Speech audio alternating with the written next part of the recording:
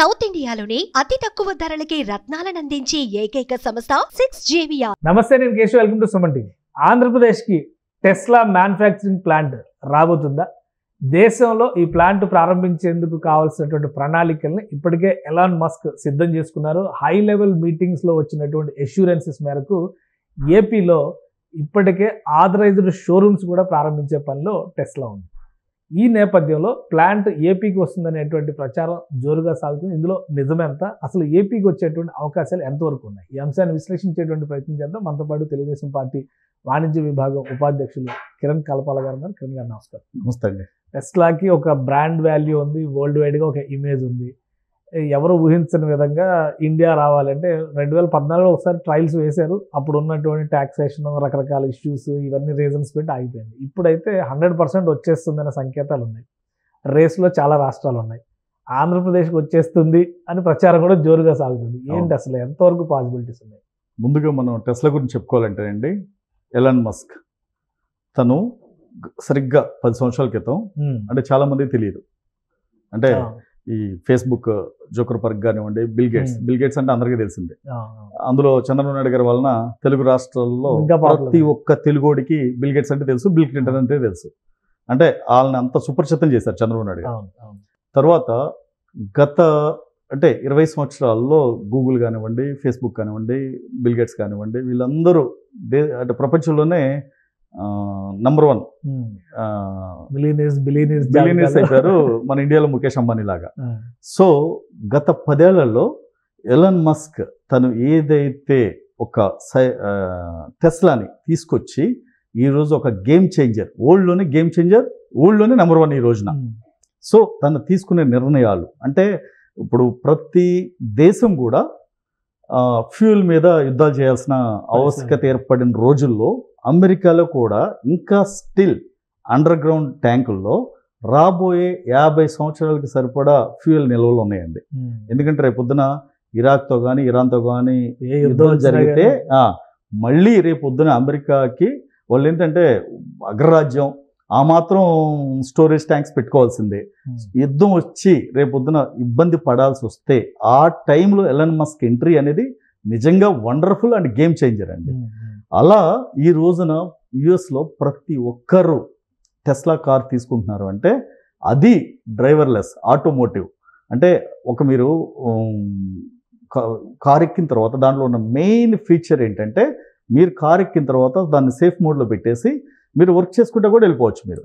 So ఆ విధంగా అంత అడ్వాన్స్డ్ అండి. అంటే దాంట్లో కారులో ఏముండదు, ఇంజన్ ఇలాంటి ఏముండదు, ఒక బ్యాటరీ, ఒక స్క్రీన్ తప్ప మీరు చూడటానికి కూడా లుక్ అండ్ ఫీల్ కూడా ఏముండదు. అంటే పబ్లిక్ కావాల్సింది ఏంటి, మనం ఆ గమ్యస్థానానికి వెళ్తున్నామా లేదా. అలా సూపర్ సక్సెస్ అయింది. ఆ రోజున 70,000 ఉండాల్సిన కారు ఫస్ట్లో డిమాండ్ కొద్దీ తర్వాత 40,000, 30,000కు కూడా దొరుకుతుంది. ఇప్పుడు తన ఫోకస్ అంతా ఒక అమెరికానే కాకుండా వేరే దేశాలు, మెయిన్ కంట్రీ ఏదంటే ఇండియా. ఎందుకంటే ఆల్రెడీ చైనా వాడు కార్లు తయారు చేస్తాడు, BYD కానీ, MG కానీ, ఇలాంటివన్నీ కొన్ని కార్స్ వచ్చేసినాయి. ఇప్పుడు తన ఫోకస్ అంతా ఇండియా మీద పడింది. కరెక్ట్గా 2024లో చంద్రబాబు నాయుడు గారు గెలిచిన తర్వాత టెస్లాని ఎలాగైనా సరే, ఎందుకంటే అప్పటిదాకా దిగుమతి సుంకం నరేంద్ర మోడీ గారు ఇంత పెంచాలి, ఇంత ఉంటుంది, పర్మిషన్ మ్యానుఫ్యాక్చరింగ్ కూడా 110% ఇంపోర్ట్ డ్యూటీ ఉంది. అదే మ్యానుఫ్యాక్చరింగ్ కూడా మీరు ఇండియాలో స్టార్ట్ చేస్తేనే మేము పర్మిషన్ ఇస్తామని నితిన్ గడ్కరీ గారు అలాగే నరేంద్ర మోడీ గారు చెప్పడం జరిగింది. తర్వాత ఆయన, నేను మ్యానుఫ్యాక్చరింగ్ చేయను, నా మ్యానుఫ్యాక్చరింగ్ యూనిట్ అంతా అవుట్ ఆఫ్ అమెరికాలోనే ఉంది, అంటే చైనాలో ఉంది, నేను అలానే యుఎస్కి నేను ఎలా తెచ్చుకుంటున్నాను, అసెంబ్లింగ్ యూనిట్ ఇండియాలో కూడా అసెంబ్లింగ్ యూనిట్ పెడతా అంటే ఒప్పుకోలేదు. తర్వాత కొన్ని FDIలో ఒప్పందాల్లో భాగంగా ఆయన నరేంద్ర మోడీ గారు మొన్న వెళ్ళి ఎలాన్ మస్క్ని కలవటం, అలానే ట్రంప్ దగ్గర నుండి కూడా గ్రీన్ సిగ్నల్ ఇవ్వటం, ఇప్పుడు భారత్ మీద కన్నేసి ఆల్రెడీ కొన్ని ప్రధాన నగరాల్లో షోరూమ్లు కూడా స్టార్ట్ చేస్తున్నాయండి. ఫస్ట్ ముంబై, తర్వాత ఢిల్లీ అని. ఇప్పుడు ప్రధానంగా టెస్లాకి పోటీ పడే రాష్ట్రాలు గుజరాత్ ఒకటి, మహారాష్ట్ర ఒకటి, ఆంధ్రప్రదేశ్ ఒకటి, కర్ణాటక ఒకటి, తమిళనాడు ఒకటి. ఇందులో ప్రధానంగా మెయిన్ ఫోకస్ అంతా గుజరాత్ ఒకటి, నెక్స్ట్ మహారాష్ట్ర ముందు రేస్ లో ఉంది. ఆల్రెడీ ఆథరైజ్డ్ ఆఫీస్ ఓపెన్ చేశారు పూణేలో, ఆల్రెడీ రేస్ లో ఉంది. మళ్ళీ ఎందుకో కొద్దిగా తగ్గారు. మెయిన్ ప్రధాన పోటీ ఈ రోజున గుజరాత్ అండ్ ఆంధ్రప్రదేశ్ ఉందండి. గుజరాత్ అక్కడ నరేంద్ర మోడీ గారు సొంత రాష్ట్రం అవటం, ఇక్కడ చంద్రబాబు నాయుడు గారు డైనమిక్ లీడర్ అవటం. ఈ మధ్యలో ఒక సెన్సేషన్ జరిగిందండి.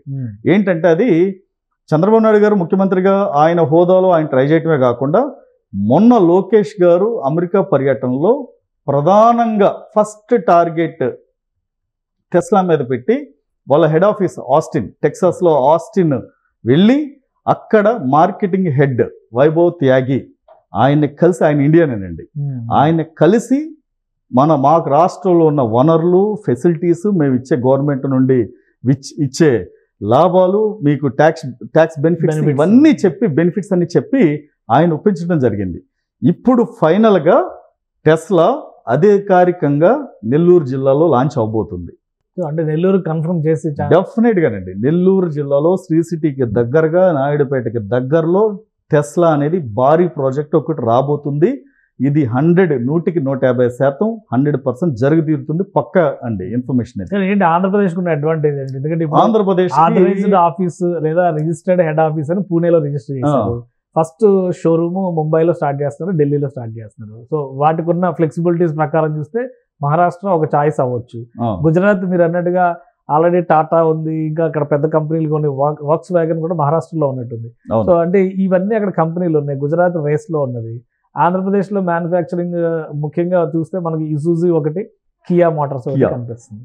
సో ఇవి రెండు కాకుండా ఇంకా తమిళనాడులో హుండై చాలా మ్యానుఫ్యాక్చరింగ్. అంటేనండి ఇప్పుడు టెస్లా ఎలన్ మస్క్ ఆంధ్రప్రదేశ్లో కియా ఉందా లేదా సుజుకి మోటార్స్ ఉందా అని చూసి బిజినెస్ స్టార్ట్ చేయడం. ఏ రీజన్స్ మీద ఆంధ్రప్రదేశ్ అదే చెప్తున్నాను. ఎందుకంటే తన ఒక ప్రపంచ బిలియనీర్ కాబట్టి తనేదో వేరే కార్స్తో పోటీ పడి తను చేయడండి. తన బిజినెస్ స్ట్రాటజీ అంతా డిఫరెంట్ దెన్ అదర్స్. సో తనకి కావాల్సింది ఏంటంటే స్టేబుల్ గవర్నమెంట్ ఫస్ట్ థింగ్ ఒకటి. నెక్స్ట్ ఒక ట్రాక్ రికార్డ్ అండి. ఒక సీఎంగా చంద్రబాబు నాయుడు గారికి ట్రాక్ రికార్డు ఉంది. సెకండ్, నెక్స్ట్ మొన్న గెలిచిన కూటమి ప్రభుత్వం 161 సీట్లతో 164 సీట్లతో ఈ రోజున ఆంధ్రప్రదేశ్లో అంటే ప్రధానంగా మ్యానుఫ్యాక్చరింగ్ సెక్టార్ మీద ఫోకస్ పెడుతూ ఈ రోజున దేశంలోనే ఆంధ్రప్రదేశ్ అనేది చంద్రబాబు నాయుడు గారిని చూసి ఒక బ్రాండ్ ఇమేజ్ వచ్చిందండి. మెయిన్ రేపు ఎలన్ మస్క్ ఆంధ్రప్రదేశ్కి రావడానికి ప్రధాన కారణం సిబిఎన్ అనే ఒక బ్రాండ్ అండి.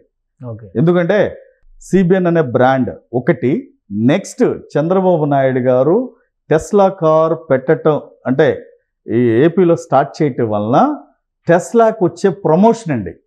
ఇక్కడ ఎలన్ మస్క్ అనే అంటే ఒక టెస్లా ఓనర్, ఆయన బ్రాండ్ అయితే రేపు మ్యానుఫ్యాక్చరింగ్ యూనిట్లో ఆంధ్రప్రదేశ్లో స్టార్ట్ చేస్తే చంద్రబాబు నాయుడు గారు కూడా ఒక బ్రాండ్ అంబాసిడర్ అండి.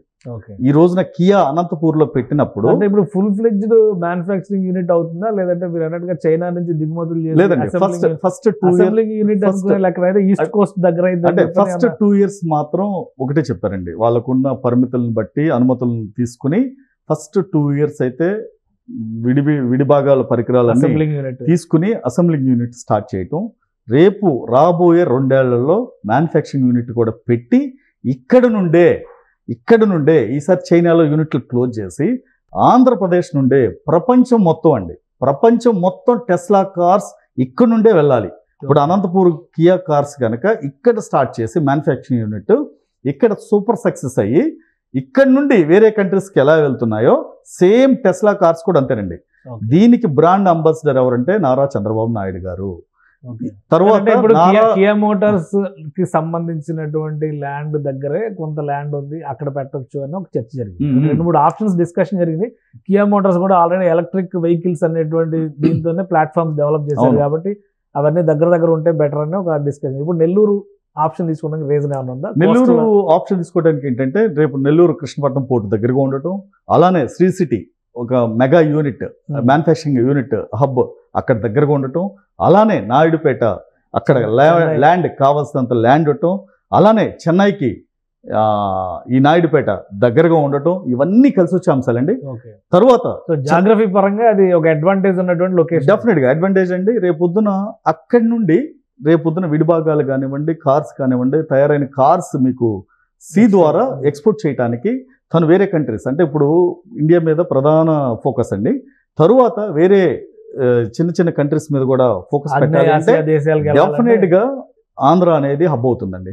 ఇంకొకటి తీర ప్రాంతం, సుదీర తీర ప్రాంతం మీకు నెల్లూరు నుండి ఇటు శ్రీకాకుళం తడ వరకు, ఆల్మోస్ట్ విజయనగరం, విశాఖపట్నం తడ వరకు ఒక సుదీర్ఘ ప్రాంతం, తీర ప్రాంతం ఉన్నది ఒక ఆంధ్రప్రదేశ్కేనండి.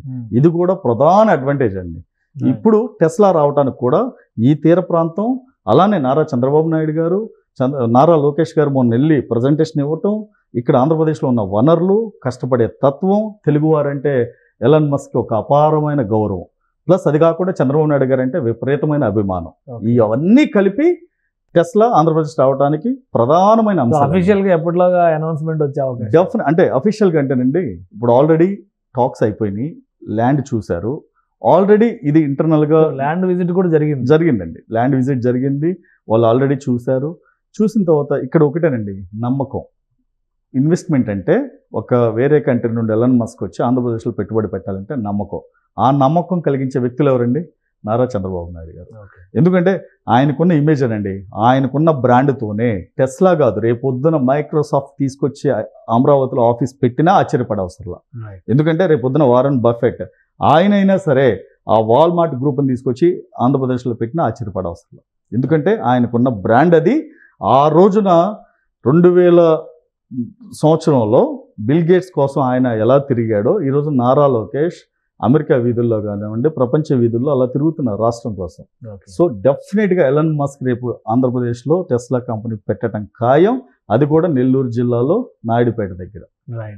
థ్యాంక్ యూ కిరణ్ గారు అప్డేట్స్ ఇచ్చినందుకు. ఇది టెస్లా కారు ఆంధ్రప్రదేశ్లో అడుగు పెట్టడం ఖాయం, దానికి సంబంధించిన ప్రైమరీ వర్క్ అంతా కంప్లీట్ అయిపోయిందని కిరణ్ గారు చెప్తున్నారు. రాబోయే రోజుల్లో ఏపీ యూనిట్ నుంచే ఎక్స్పోర్ట్స్ జరిగేటువంటి అవకాశాలు కూడా ఉన్నాయి. ఆ దిశగానే టెస్లా సంస్థ అధ్యయనాలు చేస్తుంది.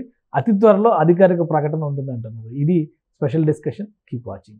సుమన్ టీవీలో మీ పర్సనల్ అండ్ బిజినెస్ ప్రమోషన్స్ కోసం కింది నెంబర్కి కాంటాక్ట్ చేయండి.